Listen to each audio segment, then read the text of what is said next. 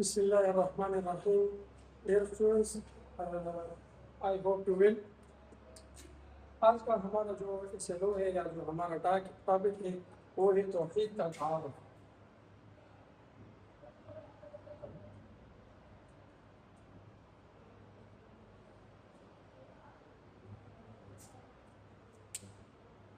ہمارا جو ٹاپک ہے وہ کیا ہے یا جو سلو ہے وہ ہے توحید کا تعارف. توحید کیا چیز ہے؟ توحید سے پہلے ایک بات آپ ذہن میں یہ ذہن نشین کر لیں کہ توحید سے پہلے ایک اور بات وہ بہت ضروری ہے، وہ ہے ان کو یاد کرنا، ان کو سمجھنا بہت ضروری ہے. وہ ہے عقیدہ. کہ عقیدہ کسے کہتے ہیں؟ ٹھیک ہے.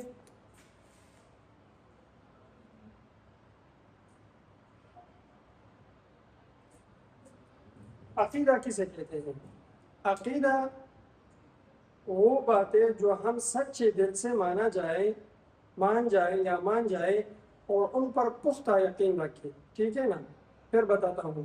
وہ باتیں جن کو ہم سچے دل سے مان جائے اور ان پر پختہ یقین رکھے، ان کو کیا کہلاتی ہیں؟ عقیدہ کہلاتی ہے. ٹھیک ہے.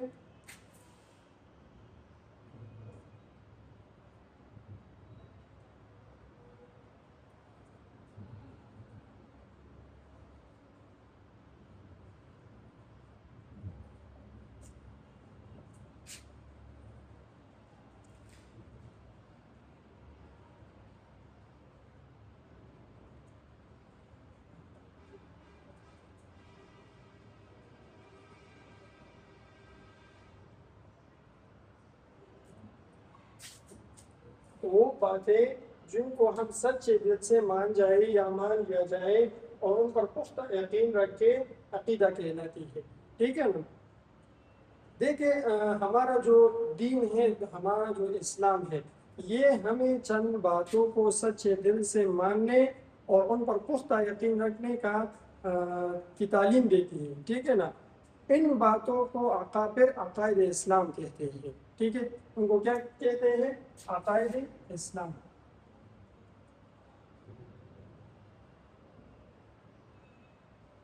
عقائد یہ عقیدہ کی جمع ہے. ٹھیک ہے. عقائد یہ عقیدہ کی جمع ہے. ان عقائد اسلام میں جو سب سے پہلا عقیدہ ہے وہ ہے توحید کا عقیدہ. ٹھیک ہے.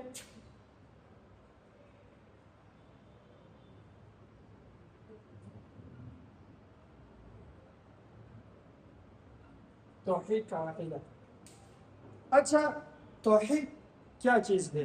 توحید یہ عربی زبان کا لفظ ہے جس کا معنی ہے ایک. ٹھیک ہے نا. یعنی اللہ تعالیٰ کو ایک ماننا، اللہ تعالیٰ کے ساتھ کسی کو نہ ذات میں اور نہ صفات میں کسی کو شریک نہ کرنا، اسی کو کہتے ہیں توحید کا عقیدہ. ٹھیک ہے نا.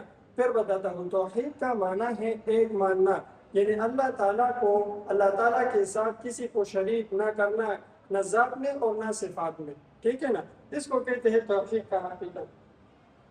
اچھا، اسلام سے پہلے عربوں کی حالت یہ تھی، جب حضور صلی اللہ علیہ وسلم بحیثیت پیغمبر مبعوث نہیں ہوئے تھے، تو ان سے پہلے جو عربوں کی حالت تھی وہ یہ تھی کہ وہ لوگ مختلف چیزوں کی عبادت کرتے تھے. کوئی بتوں کی عبادت کرتے تھے، اور کسی نے بتوں کو لکڑی سے بت بنائے تھے، کسی نے پتھروں کو تراشا تھا، ان سے بت بنائے تھے. ٹھیک ہے نا. ان کی پوجا کرتے تھے، ان کو پوجتے تھے. ٹھیک ہے. تو یہ لوگ ان سے کیا کرتے تھے؟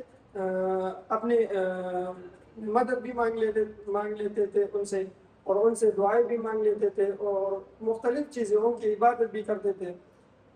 حضرت عمر رضی اللہ عنہ فرماتے ہیں کہ میرے والد صاحب جو ہے نا وہ کھجور کی تجارت کرتے تھے، تو میرے والد صاحب نے کھجور سے بت بنا لیے تھے اور ان کی عبادت کرتے تھے. ٹھیک ہے نا. تو یہ عرب کی حالت تھی حضور صلی اللہ علیہ وسلم سے پہلے. وہ لوگ مختلف چیزوں کی عبادت کرتے تھے. ٹھیک ہے. پھر اللہ تعالیٰ نے حضور نبی کریم صلی اللہ علیہ وسلم مبعوث فرمایا، ان کو پیغمبری ملی. تو سارے جتنے بھی انبیاء گزرے ہیں، 1,24,000 کم و بیش جو انبیاء گزرے ہیں، انہوں نے سب سے پہلا توحید کی تعلیم دی ہے اپنے امت کو، ٹھیک ہے نا، کہ اور آپ لوگ میں نے بتایا کہ توحید کیا چیز ہے، یعنی اللہ تعالیٰ کو ایک ماننا اور اس کے ساتھ کسی کو شریک نہ کرنا، نہ صفات میں اور نہ ذات میں، ٹھیک ہے نا۔ تو یہ سارے جتنے بھی پیغمبر اور انبیاء گزرے ہیں، تو ان انبیاء نے کیا کیا ہے، سب سے پہلے توحید کی تعلیم دی ہے، ٹھیک ہے نا۔ تو اسی سلسلے میں جو آخری کڑی تھی حضور نبی اکرم صلی اللہ علیہ وسلم، وہ بھی مبعوث فرمائی اللہ تعالیٰ نے ان کو۔ تو جب آپ صلی اللہ علیہ وسلم نبی بن گئے، پیغمبر بن گئے، تو انہوں نے بھی سب سے پہلا جو توحید کا عقیدہ تھا اپنی امت کو یہ عقیدہ سکھائی، اس عقیدے کی تعلیم دی، توحید کا عقیدہ، ٹھیک ہے نا۔ اچھا، اس کے بعد توحید کا عقیدہ کیا ہے؟ دیکھیں، ہم جو مسلمان ہیں وہ کلمہ پڑھتے ہیں کہ لا الہ الا اللہ محمد رسول اللہ، ٹھیک ہے نا، یعنی اللہ تعالیٰ کے ساتھ کوئی شریک نہیں ہے، اور محمد صلی اللہ علیہ وسلم وہ اللہ تعالیٰ کے کیا ہے، اللہ تعالیٰ کے پیغمبر اور رسول، ٹھیک ہے۔ اچھا، ایک اور سورت نازل ہوئی ہے قرآن مجید میں، اس کو کہتے ہیں سورہ اخلاص، ٹھیک ہے۔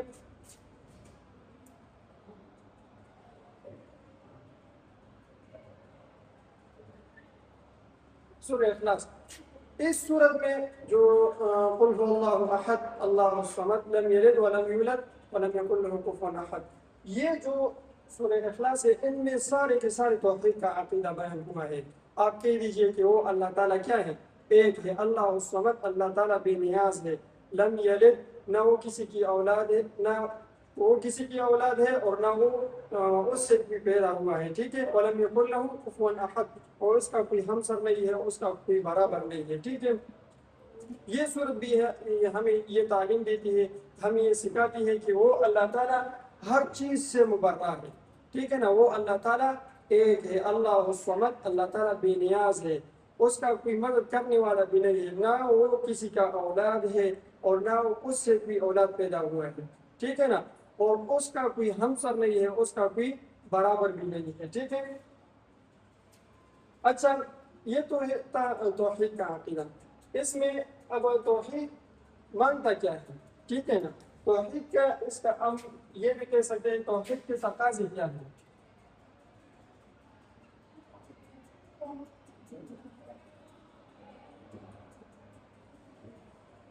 اچھا، اگر کوئی بندہ یہ کہتا ہے کہ میں اللہ تعالیٰ کو ایک مانتا ہوں، اس کے ساتھ کوئی شریک نہیں کرتا، نہ صفات میں نہ ذات میں، ٹھیک ہے، تو پھر اللہ تعالیٰ ہم سے یہ توحید کا جو عقیدہ ہے ہم سے مانگتا کیا ہے، ٹھیک ہے، اس کو کہتے ہیں توحید کے تقاضے، ٹھیک ہے۔ تو توحید کے تقاضے میں سے ایک یہ بھی ہے کہ اللہ، ہم جتنے بھی مسلمان ہیں، توحید کا تقاضا یہ ہے کہ یہ سارے مسلمان صرف اس ایک اللہ تعالیٰ کی عبادت کریں، صرف اس کی بندگی کریں، ٹھیک ہے نا۔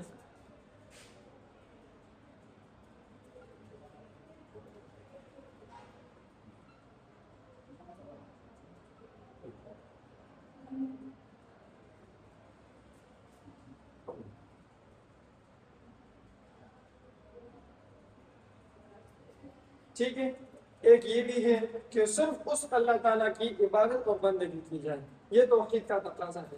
اچھا، دوسرا تقاضا کیا ہے؟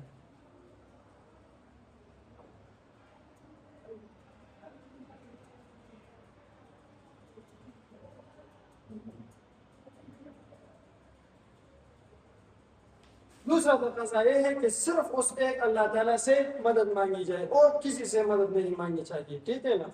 اچھا، تیسرا تقاضا کیا ہے توحید کا؟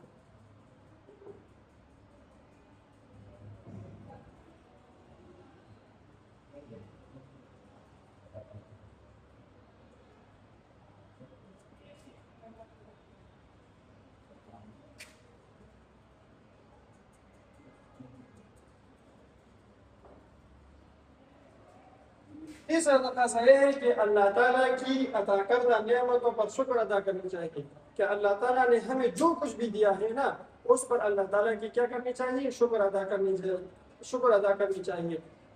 ہم اللہ تعالیٰ نے روح صحت دی ہے، ٹھیک ہے نا، اسی طرح آنکھیں دی ہے، ناک، کان وغیرہ، ہاتھ بھی ہیں، پاؤں بھی ہے، جتنے بھی نعمتیں اللہ تعالیٰ نے دی ہیں ہم کو، ہم پر کیا کرنی چاہیے؟ شکر ادا کرنی چاہیے اللہ تعالیٰ کی. ٹھیک ہے، یہ جو ہمارا ٹاپک تھا توحید کا تعارف یا ہمارا جو سلو تھا، ان میں یہ باتیں تھی کہ عقیدہ کی کیا کسے کہتے ہیں، توحید کسے کہتے ہیں. ٹھیک ہے نا، عقائد اسلام بہت سے عقائد ہیں. ٹھیک ہے نا، میں نے صرف ایک جو ہمارا جو اصولو تھا نا، عقائد اسلام تو بہت ہے، جو ہمارا اصولو تھا صرف ایک توحید کا تعارف، توحید کا عقیدہ، تو ہم نے صرف وہ ایک اصولو جو ہے نا وہ ایکسپلین کیا. ٹھیک ہے، پھر ہم نے بتایا کہ توحید کے تقاضے کیا کیا چیز ہے. ٹھیک ہے، انشاءاللہ ہمارا جو آن لائن سیشن ہوگی پھر اس پر بات کریں گے. اگر کسی کو کوئی مسئلہ ہو تو پھر وہاں پر آپ پوچھ سکتے ہیں.